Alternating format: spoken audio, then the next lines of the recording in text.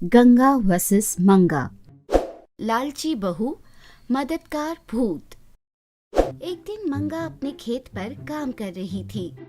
काम करते हुए अचानक से कुछ जोर से लग गया।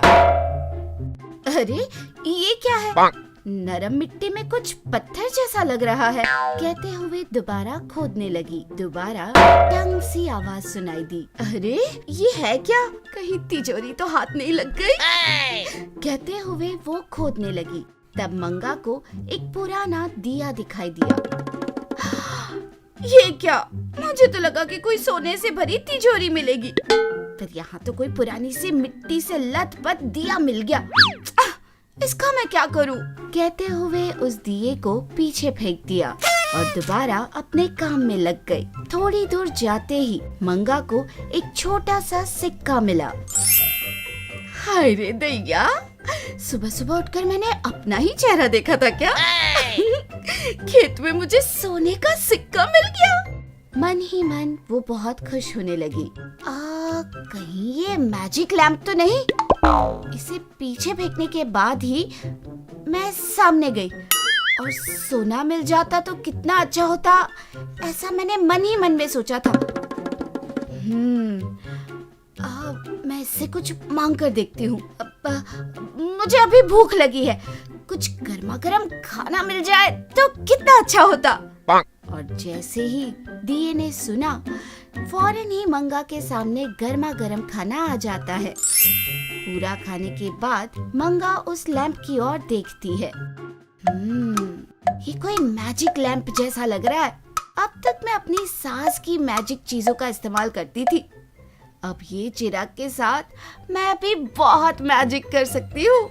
बोलते हुए उस चिराग को अपने हाथ में लेने गई तो चिराग हिलने लगा। उसे देखकर मंगा चौंक गई। अरे ये क्या? ये दिया ऐसे डांस करने लगा।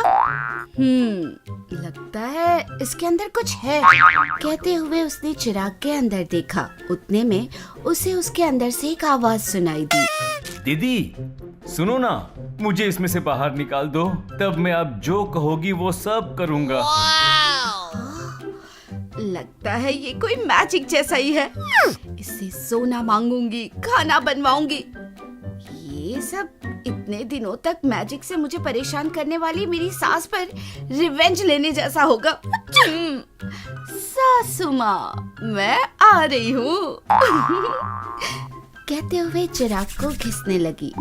तब उसमें से एक जिनी बाहर निकलता है। उसे देखकर मंगा चौंक जाती है। जिनी कहता है, बहुत बहुत धन्यवाद दीदी, इसमें रहकर बॉडी बहुत पीस होने लगा है। नाराज मत होना, पर मेरी थोड़ी मालिश कर दो दीदी। मैंने वचन दिया है आपको, आप जो भी बोलोगी मैं करूँगा। मंगा जवाब देती है, देखो मैंने तुम्हें चिराग से ना बाहर तुम्हारी सेवा करने के लिए नहीं निकाला है, बल्कि तुम अपने मैजिक से मेरी सास को परेशान करना, ठीक है? अरे करते हैं ना दीदी, वो तो बहुत छोटा काम है। चुटकी बजाते ही भागते हुए यहाँ पहुँचेगी। ये सर जरा दर्द हो रहा है, थोड़ा हेड मसाज कर दो दीदी प्लीज। मंगा के पास और कोई चारा नहीं बचता तो वो सर दबाने लगती है। दीदी ये एक काम कर दो, मैं आपकी सांस को देख लूंगा, इस चिराग में डालकर जमीन में गाड़ दूंगा। ओके दीदी, नाराज मत होना, पर मेरी थोड़ी मालिश कर दो दीदी। मैंने वचन दिया है आपको, आप जो भी बोलोगी मैं करूँगा। कहते हुए अपना हाथ देता है। बेचारी मंगा के पास कोई रास्ता तो था नहीं, तो वो उस जीनी की सेवा में लग जाती है। दीदी बहुत भूख लगने लगी है। तूने मुझे समझ क्या रखा है? अरे दीदी, तुम तो बिल्कुल मेरे लोग की परी जैसी लग रही हो मुझे। मैंने तुझे अपनी हेल्प के लिए बाहर निकाला, अगर तूने मुझे ऐसे परेशान किया ना। अरे चिल दीदी, क्यों तुम गुस्सा हो रही हो?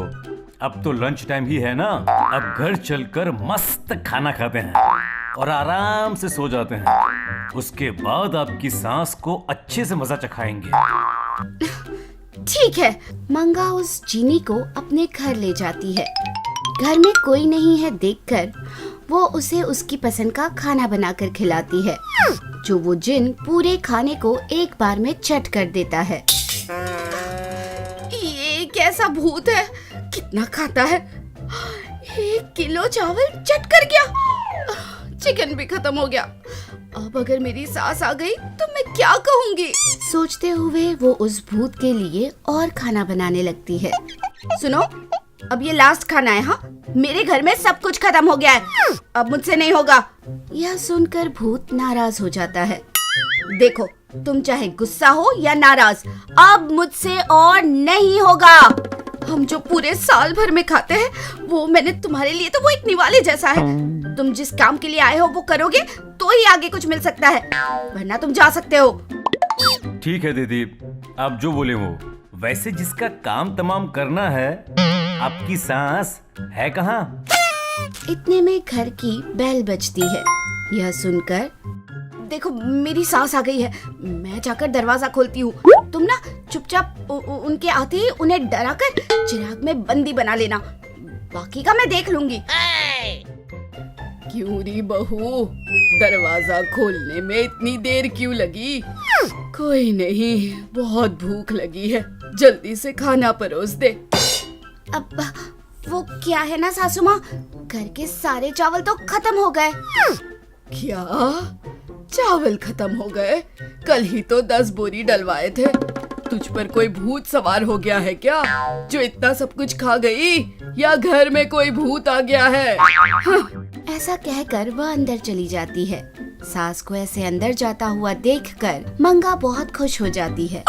गंगा के अंदर जाते ही जिनी उसे डराने के लिए जोर से चिल्लाने लगता है, पर गंगा को देखकर एकदम से घबरा जाता है और जाकर दरवाजे के पीछे छुप जाता है। गंगा दरवाजा खोलने लगती है तो वो जिन तुरंत उस चिराग के अंदर चला जाता है। सास बंदी हो गई सोचकर मंगा खुश हो जाती है और जब जाकर देखती है तो गंगा को आराम से पानी पीता हुआ देखती है। अरे ये क्या, सासू माँ तो अच्छी खासी है, ये जिनी कहाँ मर गया? मस्त खिला पिलाकर मसाज भी करा के लिया और अब तो गायब हो गया। कहते हुए चिराग में देखती है, उसमें वो जिनी डर के मारे कांप रहा था। अरे इतना क्यों कांप रहा है, ठंड लग रही है क्या? अरे दीदी, मुझे नहीं पता था कि वो तुम्हारी सांस है और मैंने डील किया। अरे अगर मुझे पता होता कि वो इसी गांव में है तो मैं बाहर ही नहीं आता। प्लीज प्लीज मुझे छोड़ दो दीदी। हैं? भूत होकर इतना डरता है? अगर तेरी जगह मैं होती ना तो बताती। अरे दीदी, आपकी सांस की वजह से ही मैं इस जगह में हूँ। उनके डर से ही मैं यहाँ छुपा हुआ हूँ। मरते दम तक जिसे नहीं देखना चाहता था, तुमने तो उसी के सामने मुझे भेज दिया। मुझसे नहीं होगा दीदी। क्या है ये सब, क्या बोल रही है? सच बता, घर में रखे सारे धान कहाँ चले गए? देख, कुछ भी करके वो सब चावल के धान को वापस कर दे, वरना मैं बोल दूंगी कि वो सब तूने ही खा लिया है। जिनी ये सुनकर डर जाता है और तुरंत वहाँ चावल की बोरी वापस आ जाती है।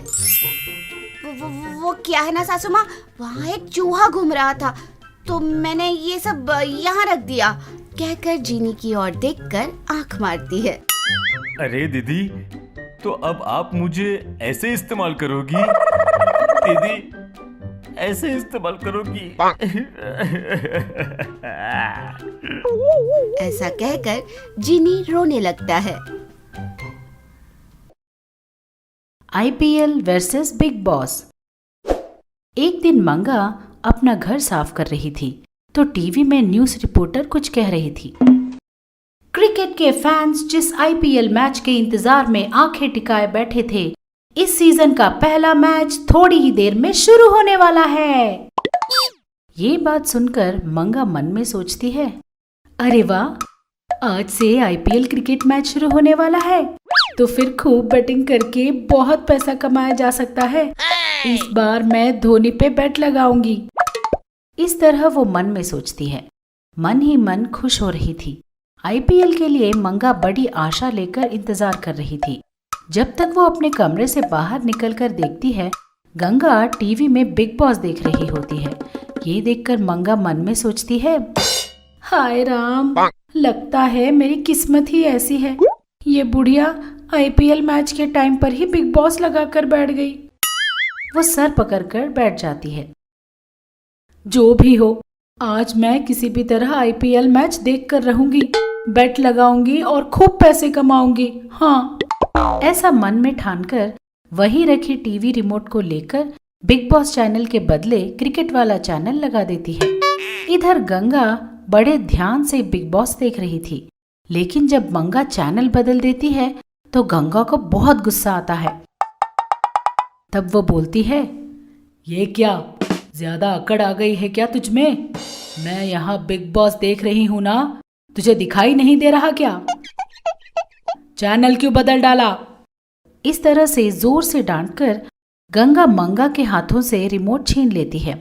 तब मंगा गंगा से कहती है, अरे बिग बॉस का क्या है सासू माँ, अभी जो कुछ भी हुआ उसे पूरा रात को फिर से टेलीकास्ट करते हैं ना।